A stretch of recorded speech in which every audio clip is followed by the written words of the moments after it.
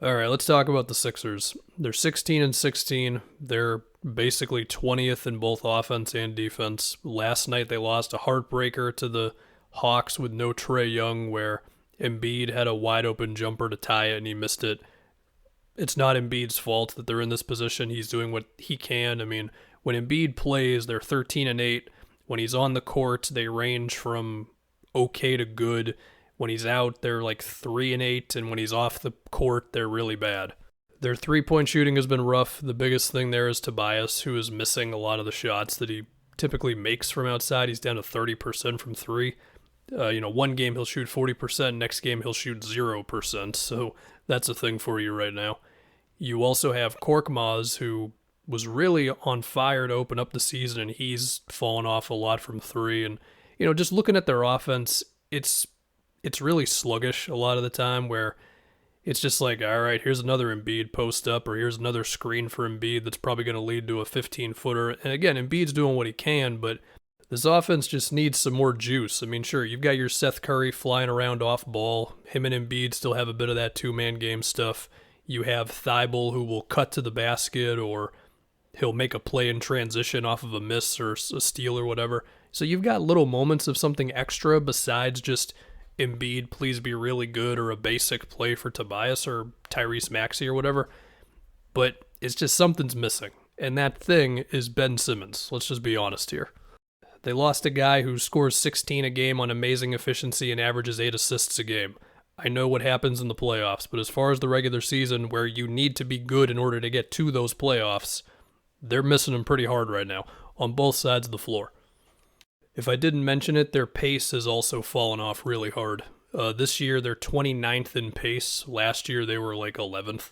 Now, with all this said, remember, they started out this season 8 and 2, so what happened? Well, just from simply looking at the stats, they were making their threes during that run. Lately, it's been really, really rough outside of the Celtics game. And we can assume that that's going to swing back the other way for them eventually. But I also think they just need to find some ways to get easy shots at the rim. And whether that is cuts off of Embiid post-ups, or Embiid around the elbow with cut action there, or other things that I'm not smart enough to think of off the top of my head. I think this is another thing with not having Ben Simmons. They're averaging about 3 to 4 less shots per game at the rim this season compared to last year. And then as far as the defense, I mean, look, you lost a guy who could defend 5 positions, depending on the team you were playing. Could definitely defend at least 3, usually 4 against almost every team. Now, even with that, there is evidence to suggest as long as Joel Embiid is playing at least 30-something minutes a game for you, you're guaranteed to be a great defense. So Embiid plus Thibault, to me, means you can still be a very good defense. So while they are 20th in the league right now in defensive rating, my gut is that they will finish higher. Now, to think about a trade, I mean, what do you want me to say about a Ben Simmons trade that hasn't been said a million times? Let's think about what's been speculated. Ben for CJ, Ben for De'Aaron Fox, Ben for DeJounte Murray. I'm not going to bother making a prediction because who the hell knows, but I think Embiid holds a lot of power here, where if he puts pressure on the organization to make a move, will they bite and go for something that deep down they don't really love, but it's like, well, this dude's yelling at us, what else are we going to do, Not to say they would ever do a bad trade or anything, but maybe deep in his heart, Daryl Morey's like, the best move will come this upcoming offseason, where then he has to do it at the deadline because Embiid is putting enough pressure on him. I don't know. Of course, if Daryl Morey's got a chance at, I guess, Beal or Dame this season, then maybe he'll swing it no matter what.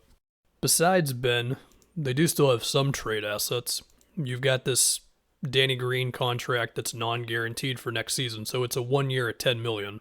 They've got a few smaller contracts, and they also have their pick for the next 3 seasons, although if you were going to move a couple of those, I think you'd have to put protections on them. They couldn't all just be unrestricted. That would go against the Stepien rule, which I think is the dumbest rule in the NBA. Anyway, to try to think of some deep-cut names for them, I mean, Joe Ingles would be huge if he's actually available. I still doubt those rumors, but those rumors are out there a little bit. Another guy who's had some rumors attached to him is Kyle Anderson. Basically, guys who can hold up defensively, make an open three, and they've still got a little bit more playmaking than your average role player.